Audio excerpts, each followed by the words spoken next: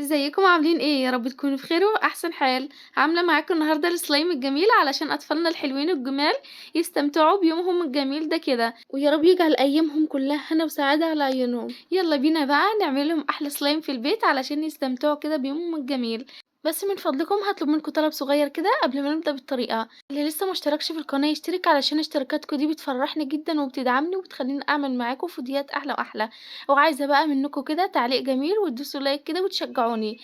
يلا بينا بقى نصنعه في البيت مع بعض بأقل مكونات ومكونات سهلة جدا وبسيطة وفي ثواني هتكوني عاملاه. أول حاجة علشان نحضره هنحتاج لبرطمان من الغرة. طبعا انت لو عايزة تضاعفي الكمية هتجيبي برطمان أكبر من ده.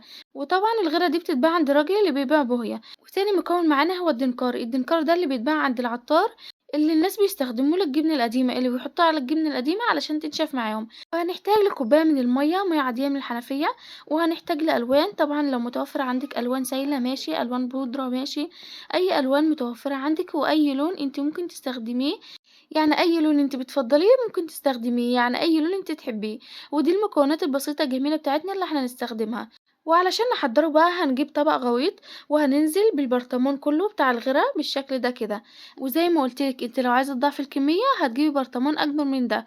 والبرطمان ده سعره 25 جنيه عند الراجل اللي بيبيع بوهية. وهننزل بيه كله كده وبالمعلقة هننزل كل اللي جواه بالشكل ده كده، مش هنسيب فيه أي حاجة خالص. وطبعا المعلقة السيليكون اللي أنا بنزل بيها دي جميلة جدا، أنا بنصح أي ست بيت تشتريها كده وتبقى موجودة عندها في البيت، هتريحك جدا.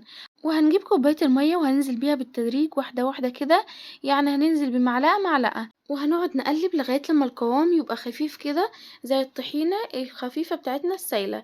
اوعوا تنزلوا بالكوباية كلها، احنا حوالي بننزل ب3 معالق بس لغاية لما نخفف كده القوام بتاع الغيرة بتاعنا. هوريلكوا دلوقتي كده القوام المظبوط بتاعها.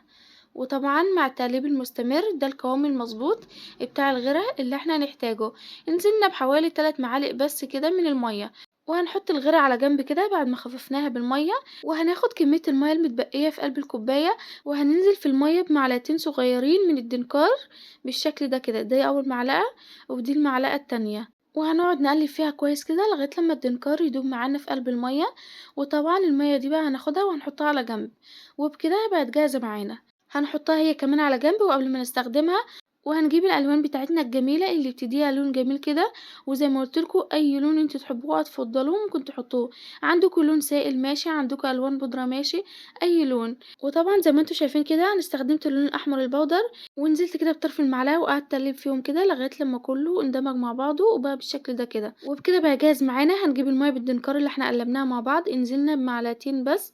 وبدأت بقى تقليب فيه زي ما انتوا شايفين كده، كل ما اقلب كل ما السلايم بتاعي بيلم معايا بالشكل ده كده. وزي ما انتوا شفتوا كده انا استخدمت معلقتين بس من بتوع الاكل الكبار من الميه بالدنكار اللي احنا قلبناها مع بعض. وهنقعد نقلب كده وهنجيب المعلقه وهنشيل كده الاطراف اللي بتكون على جنب كده الطبق علشان كله يندمج مع بعضه وكله كده يختلط مع بعضه. وقعدت اقلب فيهم بقى لغايه لما الغيره كده تتشبع بالمعلقتين الميه بتاعه الدنكار، والسلايم يبدأ يلم معايا بالشكل ده كده. وطبعا الخطوة دي كده بتاخد منك وقت عما يلم. هو بيلم بسرعة بس اهم حاجة تقعدي تقلبي فيه كده علشان يديكي مطة كده جميلة وما يلزقش في الايدين.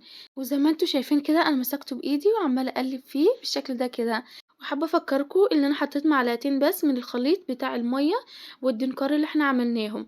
طبعا بقية الكوباية انت بترميه لو مش هتحتاجيه في اي حاجة تاني.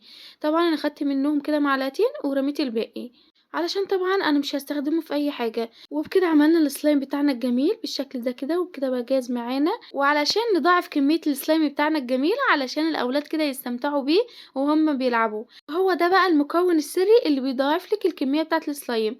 أول حاجة هنجيب كده واحدة من البامبرز، طبعًا البامبرز ده اللي بيكون فيه حبيبات من جوّه، مش أي حفاضة أنتِ بتستخدميها. في حفاضات كده بتكون فيها قطن من جوّه، طبعًا دي ما ينفعش نستخدمها. هنجيب البامبرز، طبعًا البامبرز ده هو النضيف، هو اللي بيكون فيه حبيبات كده من جوّه، بيكون عامل زي الرملة كده لمّا تضيفي له مَيّة، وهو ده اللي إحنا هنستخدمه. اوعي تستخدمي أي نوع حفاضة تاني علشان ما ينفعش معاكِ، زي ما قُلت لِك هو بامبرز ده اللي هينفع معاكِ. وهنجيبها بقى وهنحط فيها مَيّة من جوّه بالشكل ده كده لغاية لمّا نملاها. وبعد كده بقى هنفتحها. طبعًا أول طبقة دي كده بنشيلها اللي بتكون فيها القطن دي كده بنشيلها وبنرميها. وبناخد الطبقة اللي بتكون جوّه دي هنفتحها، اللي بتكون فيه حبيبات كده بالشكل ده كده، حبيبات عاملة زي الرمل كده بالضبط. هناخدها بقى وهنجيب الslime بتاعنا الجميل. طبعًا إحنا مش هننزل بكمية الpampers دي كلّها، ده إحنا هناخد حوالي نُص كوباية بس هنستخدمها. وطبعًا زي ما أنتم شايفين كده أنا نزلت بنُص كوباية من الحبيبات كده بتاعة الpampers دي الجميلة، وهنقعد نقلّب فيها كده لغاية لمّا تندمج جوّه الslime وكلّه يندمج مع بعضه. طبعًا خطوة التقليب دي كده بتاخد منِّك وقت كبير جدًا، لمّا الحبيبات بتاعة الpampers دي كده تندمج جوّه الslime بتاعِك. وطبعًا الحبيبات بتاعة الpampers دي طبعًا خلاص كده مش هنستخدمها تاني، هنحطها بقى على جنب وهنقعد نقلّب. زي ما أنتم شايفين كده هنقعد نقلّب فيها بقى لغاية لمّا تندمج مع بعض. وزي ما قُلت لكم ما تستعجلوش، هي بتاخد وقت عما تتلم معاكم، علشان ما تستعجلوش وتقولوا الوصفة باظت مننا. هي بتاخد وقت كبير جدًا، وطبعًا أنا قعدت كده ألِم فيها لغاية لمّا بقت معايا بالشكل ده كده. زي ما قُلت لكم هي مش بتكون معاكِ بالسرعة دي كده، بتقعدي تقلّبي فيها كده لغاية لمّا الحبيبات بتاعة الpampers كده تندمج جواها، وتبقى بالجمال والحلاوة دي كلّها. وبكده الslime بتاعنا الجميل بقى جاهز معانا. إيه رأيكم بقى فيه؟ لو عجبتكم الطريقة بقى ما تنسوش تشتركوا في القناة وتدوسوا لنا لايك بقى وتكتبوا لنا تعليق جميل كده يفرحنا. طبعًا أنا مستمتعة كده وأنا باعمل الslime، حاجة مسلية جدًا، حاجة يعني ما أقولكوش. بسم الله ما شاء الله عليها، الأولاد هيفرحوا جدًا لمّا تعملي لهم حاجة كده جميلة وهُم بيحبوها كده في البيت. وأشوفكم في فيديو جديد إن شاء الله مع وصفات أحلى وأحلى مع بيت الخير، وربنا يا رب يجعل أيامكم كلها هنا وسعادة على عيونكم. وشكرًا جدًا على المتابعة.